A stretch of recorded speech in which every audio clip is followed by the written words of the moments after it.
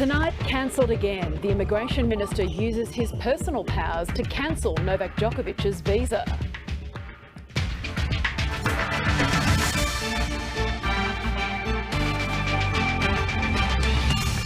A rush for rapid tests, but authorities say abuse will not be tolerated. Being aggressive to the hard-working public health staff isn't going to advance your spot in the queue. An Omicron wave puts pressure on local businesses. And Australia loses early wickets in the first session of the 5th Ashes Test in Hobart.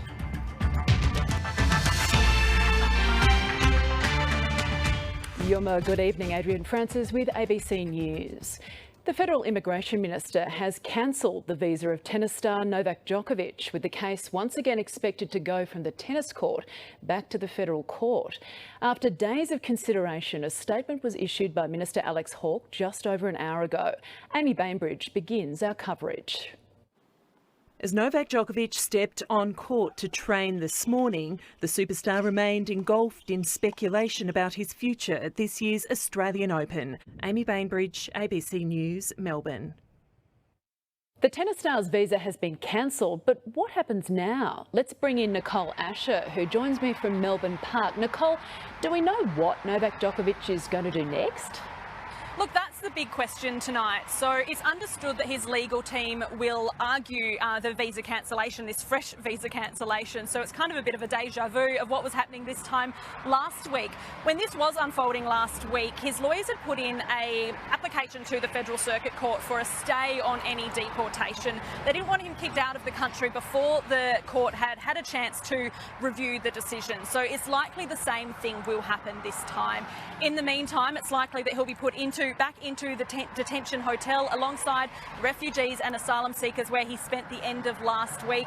It's a lot different to what he'd be used to and very different to the house he had hired in Melbourne for the duration of the Australian Open, complete with a tennis court. But I think that this story will continue unfolding over the weekend, and over a really tight time frame, his lawyers will be trying to create an argument against this visa cancellation.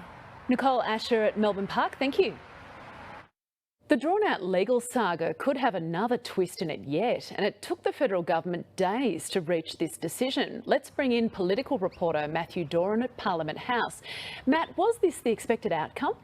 Adi, good evening to you. The Prime Minister had been very strong about this case. He said that the rules apply to everyone. So if the federal government had allowed Novak Djokovic to remain in Australia on that visa, it would have been an embarrassing backdown for the government, and also opened it up to allegations of special treatment for an individual simply because he has a blistering backhand game. We know that Alex Hawke has spent a number of days, the Immigration Minister spent a number of days looking at this case for risk of being accused of rushing it through and not treating Novak Djokovic fairly in this instance. And one of the grounds on which he has cancelled the visa is that of health reasons, what risk it poses to the general public. Now, having one unvaccinated foreigner walking around the streets of Melbourne and in Victoria might seem minimal, considering that tens of thousands of cases are being recorded each and every day. But it is the principle at play here, with Australians being subjected to very strict restrictions over the past 2 years of the COVID-19 pandemic, and those wanting to come into this country needing to be fully vaccinated to do so. Of course, Novak Djokovic is not a backpacker here. He is a man of considerable financial means, so it's unlikely that this is the end of this saga, with a legal team already on the books ready to stand in and help him defend that Australian Open title. Matt Doran at Parliament House, thank you. The fight for rapid antigen tests in the capital turned ugly today, with reports that staff were abused while handing them out at the Canberra testing clinic. Thankfully, the Chief Minister says relief is on its way, with more than 1 million more tests to be delivered to the territory within weeks. The chaos comes on the first day RAT results were included in the daily COVID-19 figures, and as Canberra's essential workers navigate new isolation protocols. There were 10,000 up for grabs and lines of cars waiting well before the clinic opened at 10 o'clock. Within an hour, staff at the site had copped abuse. Well, look, being aggressive to the hard-working public health staff isn't going to advance your spot in the queue any further or indeed help anyone. The system wasn't without fault though.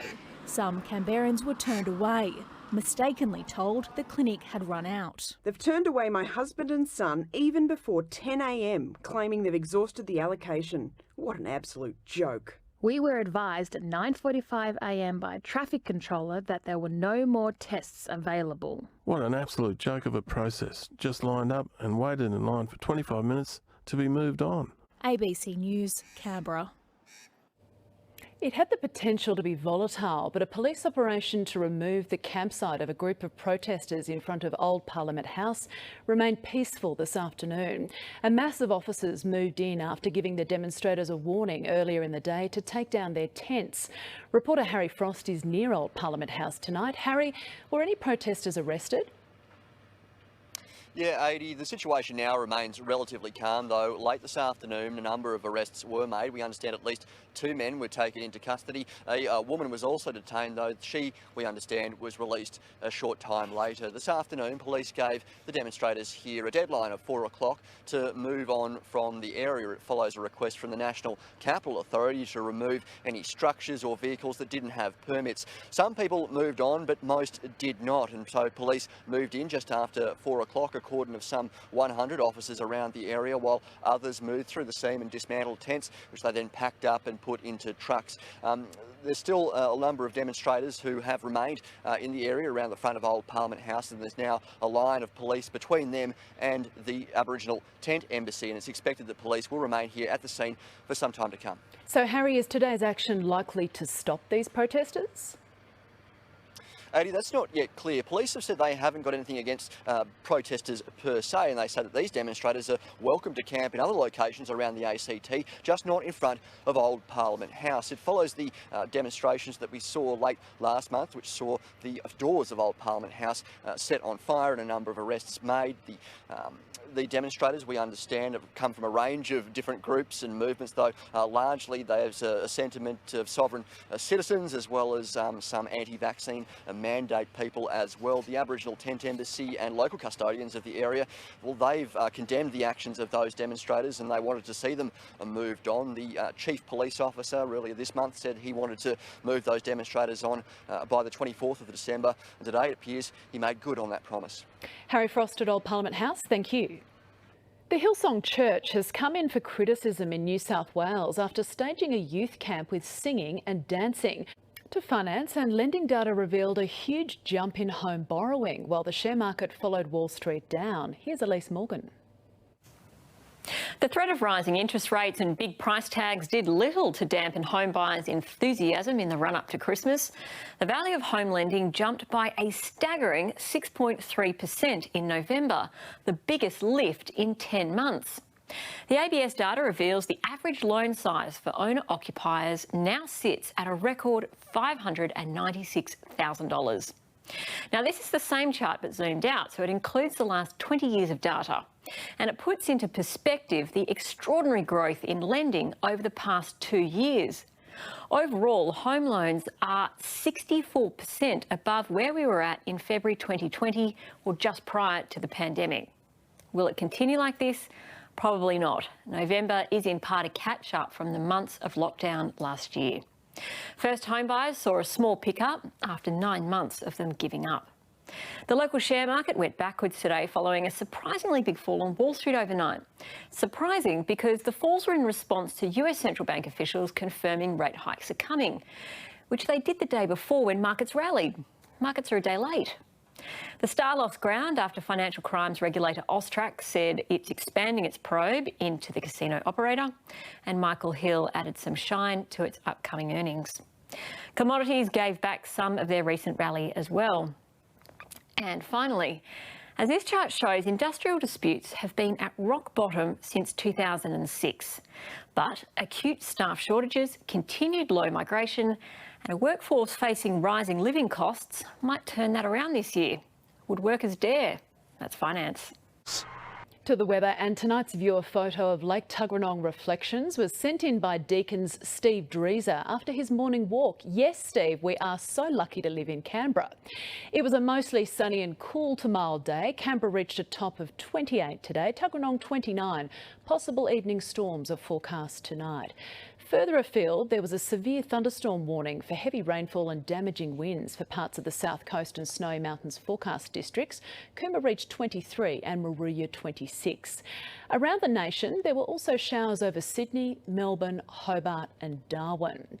The satellite shows clouds swirling about the Kimberley and Western top end, with ex-tropical cyclone Tiffany bringing heavy rain and gusty storms. There are also areas of cloud over the Northern Territory, Queensland, New South Wales and Victoria. Troughs are bringing showers and storms to the Northern Territory, Queensland, New South Wales and Victoria, some intense, while drawing heat across the interior. Moist winds are driving showers to the east of New South Wales. Tomorrow, thunderstorms are forecast for Sydney and Darwin, sunny for Adelaide, Brisbane and Perth. To the west of the ACT, there is a severe thunderstorm warning tonight for heavy rainfall, damaging winds and large hailstones for parts of the Central West Slopes and Plains, Riverina and Lower Western forecast districts. Canberra can expect a partly cloudy top of 29 tomorrow. There is also a high chance of showers and a thunderstorm in the morning. The sun will rise at 1 minute to 6 and set at 25 past 8. On Sunday, the forecast is partly cloudy, slight chance of a shower with a top of 29. Monday, partly cloudy and 31. Conditions are forecast to ease from Tuesday with a top of just 22. Wednesday and Thursday have a forecast top of 20. And that's the latest from the Canberra newsroom. I'm Adrian Francis. Thanks for your company. Yarra, good night.